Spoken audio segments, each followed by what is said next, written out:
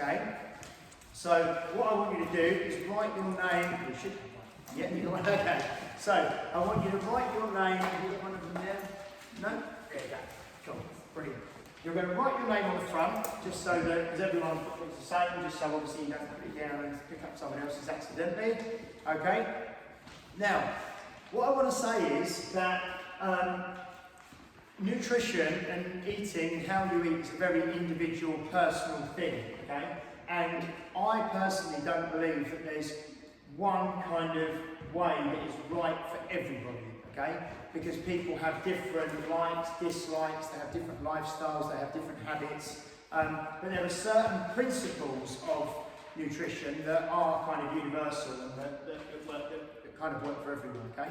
So what we're going to do through these 6 weeks is try and get you to be more mindful about the way that you're eating, maybe try some different things that you haven't had before, have an open mind around how you're eating, and learn along the way, yeah? And then you'll find a way, because the way I eat is different to maybe the way that you will eat, and also people's lives are very different, and some people might really like eating breakfast, and some people, they get up at the crack of dawn every day and they don't find that they would rather eat until slightly later in the morning or whatever, yeah? So you're going to track everything you do, and we're going to give you some broad principles to follow, but I'm not going to say to you, this is exactly how you're going to do it for the rest of your life, because you have to find something that's going to work for you going forwards, but we can help and we can talk about that with you, okay? Now the first thing, on the first page as you open it, it says, and this is actually more than just the nuts and bolts of nutrition and the A to Z of it, okay? Because I've already done a couple of these sessions this week with people, and so much more about the way that you live and the way that you eat and the way that you train is to do with the way that you think and your mindset and the way that you talk to yourself and the habits and the lifestyle that you have, okay? Rather than just, well, you should be eating this, this and this, yeah, and drinking this much water.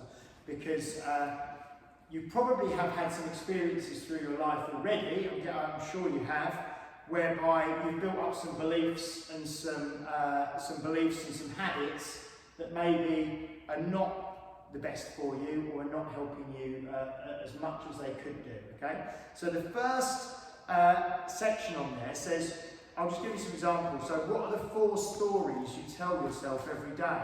Now you don't necessarily have to fill this in today, but you can, because what we're going to be doing while we're doing heights and weights and measuring people, there might be portions of today where you might just be sat down for 10 minutes and you can start to fill some of this in for yourself, okay? So what are the 4 stories you tell yourself every day around exercise or nutrition or your lifestyle or you as a person? And I was talking to a group, to 2 people the other day, and I just made some notes of things that I hear a lot, which you may not even be aware that you do, or you may not even be aware that they're stories you tell yourself. So one of the ladies I was talking to said, oh, I really hate exercise, you know, or I really don't like the gym, or exercise is boring, or I can't do. So the things that you might find that sentences start with are things like I can't, or I don't. Another thing was I can't, you know, I don't sleep well, you know, I can't drink enough water because of the job that I do. I've been needing to go to the toilet more and more. I won't. So one thing that we heard from someone who potentially came to see us was something like, oh, I'm from this kind of background, this is the way that I eat, so I'm not going to change. You know, this kind of all built up stuff that, you know, you've been doing this for years, you can't change it. I never, so, you know, I always, so it might be something like, you know, well, I always need a takeaway on a Saturday night, or I always need a drink on a Friday evening to unwind, or this kind of thing that people don't actually realise they're doing all the time. I need to, I must, I have to, yeah? So if you find yourself telling yourself things that start with those things, I can't, I don't, I won't, I never, I always, I need to, I must, I have to, then that kind of story you've probably been telling yourself for a long time around things, you know. It might even be, you know, I've got a knee injury, so you know, I can't squat, or I've got a bad hip, so I can't walk, you know. All these kind of things that we might tell ourselves. And they're things that become your reality if you tell yourself they're enough, you believe them and they become a part of you, and then they become very difficult to change, okay? So that's one thing. The next thing is what are your new goals? So what would you like to actually achieve or do or be? Maybe at the end of these 6 weeks, or maybe further down the line, because I'll be 100% honest with you, there's a limit you can do. You know, you can do good things in 6 weeks, but if you do 6 weeks and then do nothing afterwards, 6 weeks later you'll be back exactly where you started. Do you know what I mean? So it needs to be kind of, what are the new things that you want to be a part of your life, or what do you want to be able to achieve, what do you want to be able to do, how do you want to feel, how do you want to look, what do you want to weigh, what do you want to, all these kind of things.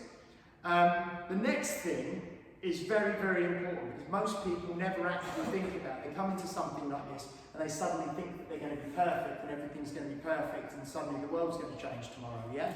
But what are your obstacles? Because everyone's going to have obstacles over these 6 weeks and going forwards, yeah? Could be to do with work, could be to do with social events, could be to do with some of these beliefs that you've already got, could be to do with family, could be to do with other commitments you've already got. So what is potentially going to get in the way for you for these next 6 weeks and further forwards? Because if you know what those are in advance, you can start to think of ways to deal with them and to get around them, yeah? And then make the habit stick. So what strategies can you implement to overcome those obstacles? So very straightforward, yeah? Like with John, we've already dealt with 2 weeks you're in work and 1 week you're at home? Or the other way around? 2 weeks at home and 1 week in 2 weeks at home, 1 week in the city. So for the 2 weeks you're at home, you're going to come in the mornings. In the week you're in the city, you're going to come in the evenings. So that's an obstacle that when we know about it, we can come up with a plan to deal with, yeah? So that's a very simple one, but there's going to be other ones that we can deal with like that, So they're just things that I want you to do to start to think about how you're going to do this and how you're going to make this successful, okay? Now, there's probably most of you have heard and read about lots of things around nutrition, and we're bombarded with it permanently and constantly with regards to, you've probably heard of things like, a paleo diet, a keto diet, low carb, high carb, low fat, high protein, vegetarian, vegan, all these different kind of ways that people talk about eating nowadays. And I said that really people eat a certain way based on history, based on preference, based on culture, based on upbringing and belief. So I don't expect anyone to massively change something. If you are a vegetarian or a vegan for moral and ethical reasons, then that's what you are. It's not like you're suddenly going to say don't do that. It's working with the kind of constraints or the beliefs that you already have, yeah? But what we do need to think about is just broadly start thinking about food as energy, okay, as much as you can. And if you can in the end of the day realise that if you're carrying more weight around with you than you'd like, not all of you are, some of you might be, some of you might not be. It might be more about health and fitness for you, this, rather than weight.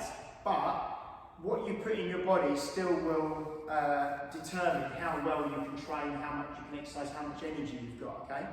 So, but if you are carrying more around with you than you'd like, then you've consumed more energy consistently over a long period, that your body has very effectively and very efficiently stored as fuel for when you hit a starvation period, which we never will do now. So it's an evolutionary mechanism that all our bodies are designed and built with, that you will go through periods of feast and you will go through periods of famine. There will be seasons when you can eat a lot, and there will be seasons when you can't eat a lot. I'm going back to caveman days. So, if you kill a woolly mammoth, you eat it, you store the energy around your bum or your thighs or your belly, and you might not kill another woolly mammoth for 3 months. So you've got enough energy to allow you to last for that amount of time.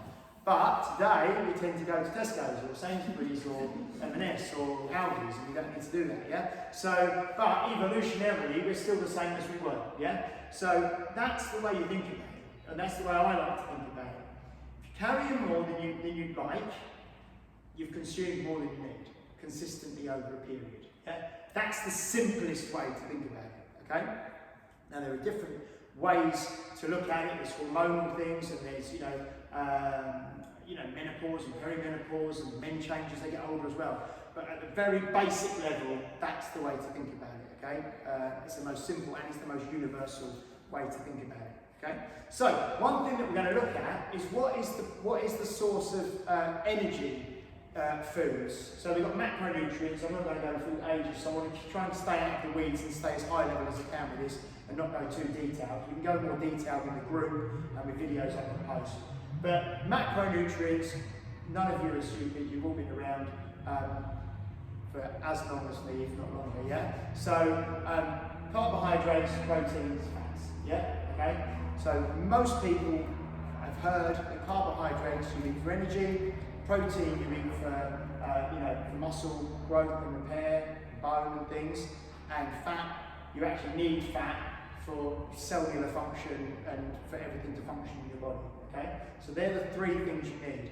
But because we've been kind of force-fed the idea that you need carbohydrates for energy, the way I've seen this, I've been doing this for 23, 24 years now, most people feel I need to eat a banana before I exercise. I need to eat a bowl of pasta before I come to train. I need to eat toast before I go on my bike, or whatever it might be. And the truth of the matter is, if you're already storing more energy than you'd like, you're carrying around a kind of an energy supply on your body that you need to actually try and use rather than bringing in all the other stuff, on top of it. So what we're going to do with the food is for week 1 and 2 out of the 6 weeks. Hi there, are you? Hi, Lee. Hi, Lee. Yeah, cool. You can sit next to Neris there. And then if you can sort out, have we got a book for... Yeah, we're doing it. Oh, doing it, yeah? Okay, cool.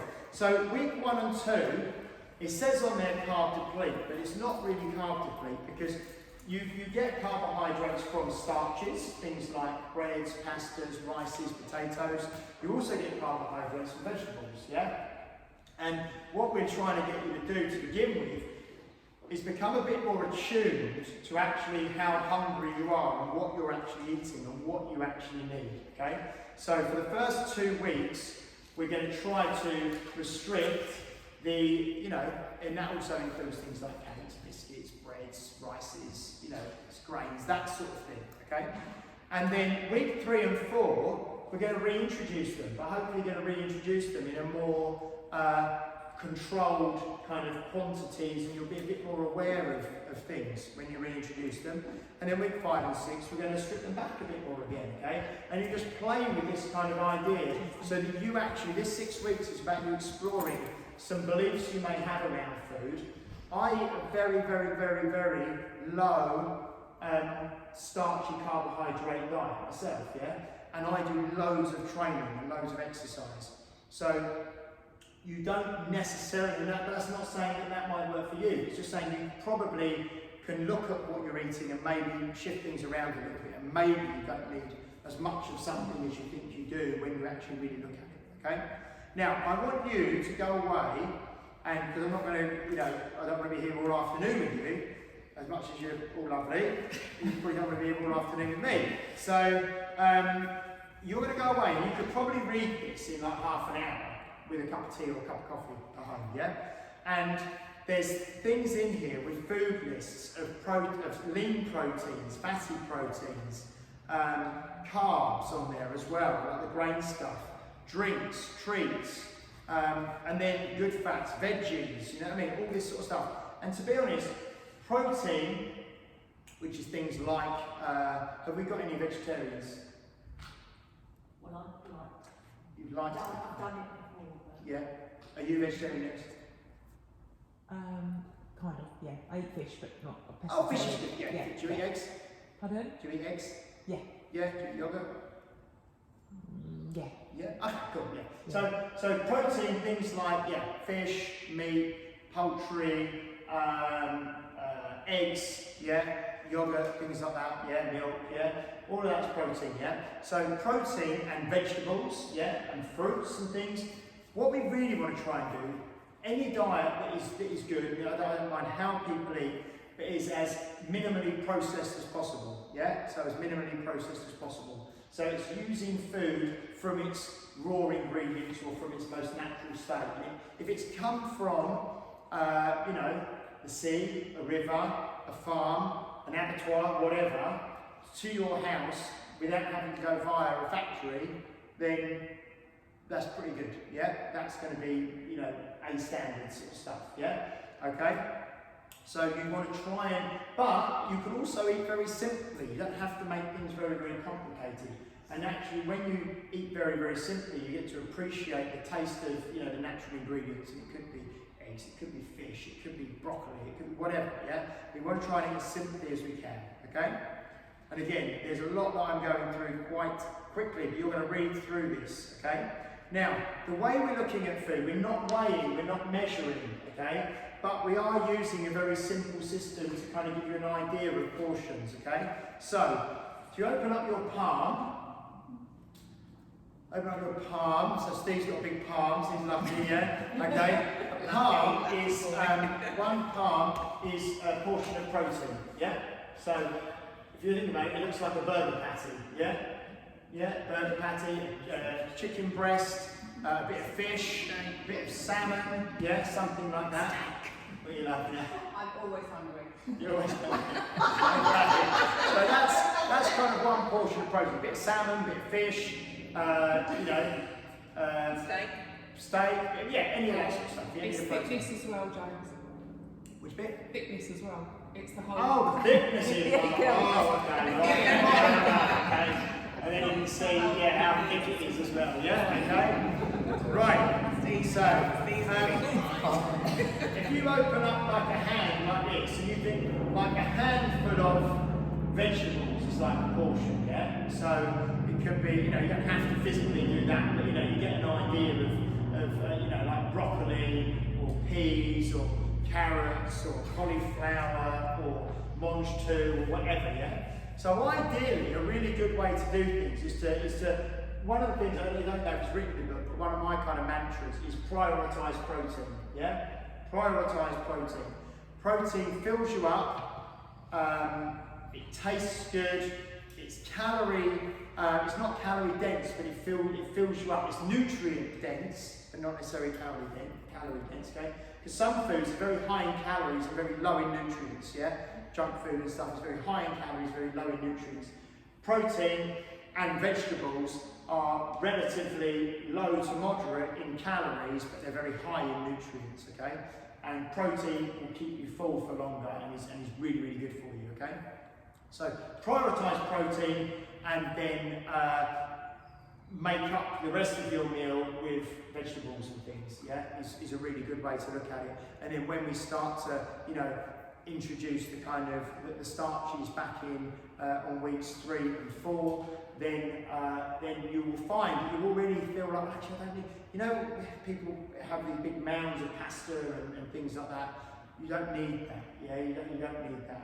That's kind of what most people, if they're a marathon runners, get a carb load before a marathon or something.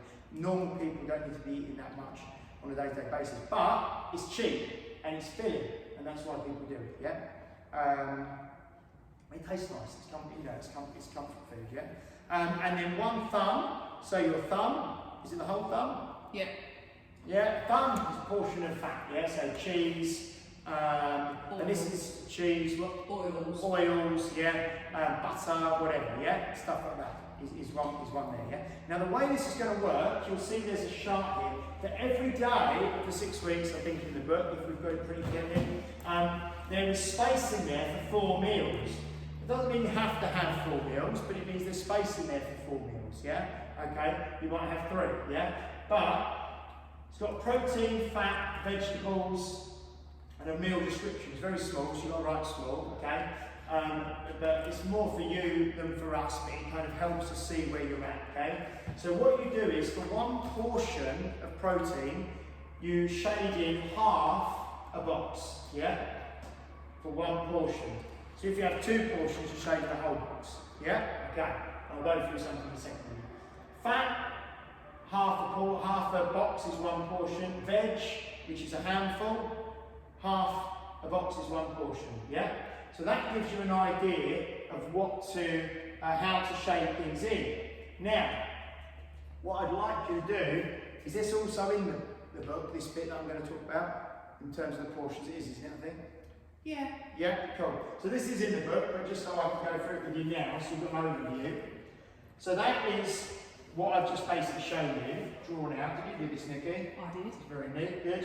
Okay, so weeks 1 and 2 and 5 and 6, and this is in the book, okay? This is per day, okay? Females, we're looking to have 4 portions of protein, men 6, yeah? There's 2 men here, and everyone else is ladies, yeah? So 4 portions of protein for the day for women, 6 for the men, yeah? Fats, which is the done one, you really probably add fat to, you'd add it to cooking mainly, yeah, when you're cooking things, yeah? But women 3, men 3 as well, yeah? And veg, which is like we said, a handful, 6 and 6, yeah? Okay? Yeah? That's weeks 1, 2, and 5 and 6, because that's on the weeks that you're kind of carb depleted, yeah? Carb depleting. Weeks 3 and 4 in the middle, protein stays the same, yeah? Females 4, men 6. Fats stays the same, 3 and 3. Veg stays the same, 6 and 6. Carbs there, a portion of carbs is a fist, yeah? Okay, so what I used to do, which was quite good years ago when I used to teach this, probably 20 years ago. Stay there. Okay, similar to a fist size, we haven't got some very big mugs, but if you take a normal mug like that, yeah, can I get that? Not quite, yeah? It's kind of similar enough, yeah? So if you've got like cooked rice, yeah? One of them, yeah? Yeah? You've got cooked pasta, one of them, yeah? That's kind of close enough, yeah? Okay? A jacket potato. What's that? A jacket potato. Jacket potato, yeah? Something like that, yeah? That's a good thing, yeah? Okay? Don't use one of these. Okay, yeah? And then we've had people before, I remember doing this years ago, and people would be like, using the, the pasta, I don't know, I'm not really good at making pasta, but the shells, you can sort of stack them inside each other. A bit more in there, yeah? You know about pasta, you've got Italian restaurant, yeah? So that's kind of a good thing, the mug, yeah? Okay? So week 3 and 4, again, this is something different as well. Week 3 and 4, training days only, Monday, Wednesday, Friday, yeah? It sounds complicated, but this is all in your book, okay? You can have one kind of carb treat as well on the training days. Now what I would suggest for that, does anyone here like chocolate? Yeah. Yes. No? If you want like dark chocolate, so we're only talking about a few squares, aren't we? Yeah. Yeah. Dark chocolate is quite a nice kind of like snack. Or if you can get like sort of skinny ice cream, there's some names of things in there as well for things. But something like that as a little kind of treat, snack type thing if you want. If you don't want that, then that's fine, but there's an option there to do that just in weeks 3 and 4, yeah? Okay. Is there any questions on this, on an overview, without getting really, really specific? No? Okay. Yeah. Okay, cool. Brilliant. Okay. So, on here, we have from there, it then goes through what we're going to do. Important notes about week 2 and 3. A note on nuts in there, fresh herbs and spices.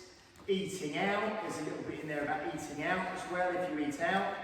And then it goes into the days, where you put your date on there and then you'll start filling in each day as we go, okay?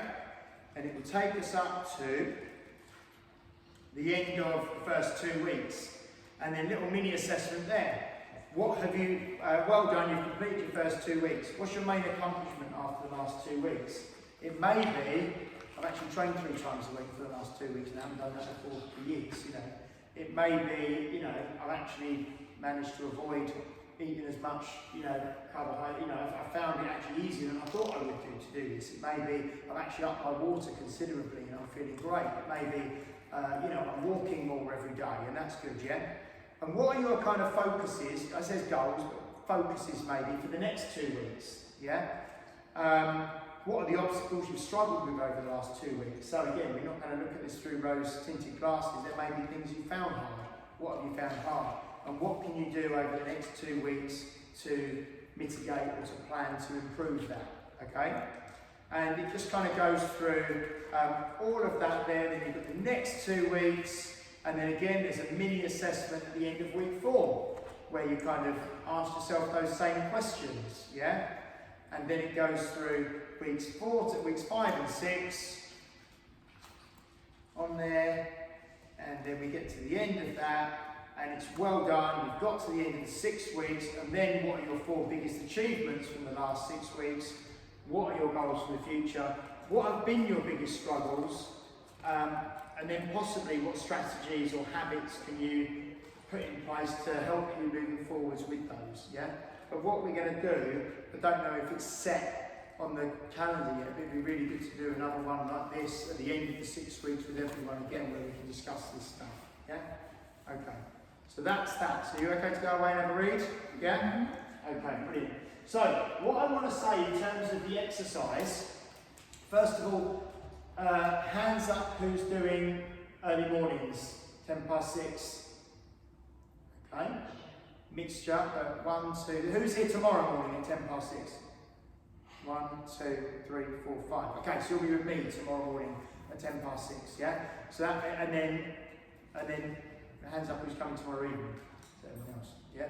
1, 2, 3, 4, 5, 6.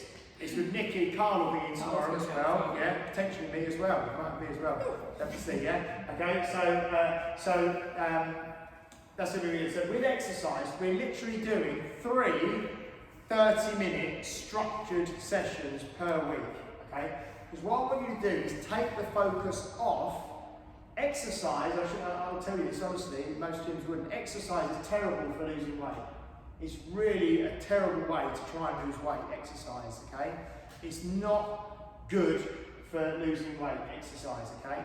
But what it is very good for is for making you more mobile and making you strong and making you feel better and helping you look better as well. If it's purely down to losing body fat and reducing body fat, diet is 90% of it, yeah, okay? So I've got to record a video for the group, actually. I was talking to Lauren about it earlier. People try and use exercise to burn calories. I want to get on the treadmill when they see, I want to get to 500, or go on a cross train, I want to get to 200. And then they equate, well, I've done 200 on here, the digestive biscuit is 100, I can have 2 digestive biscuits because I've done 200 on there, yeah? Or whatever.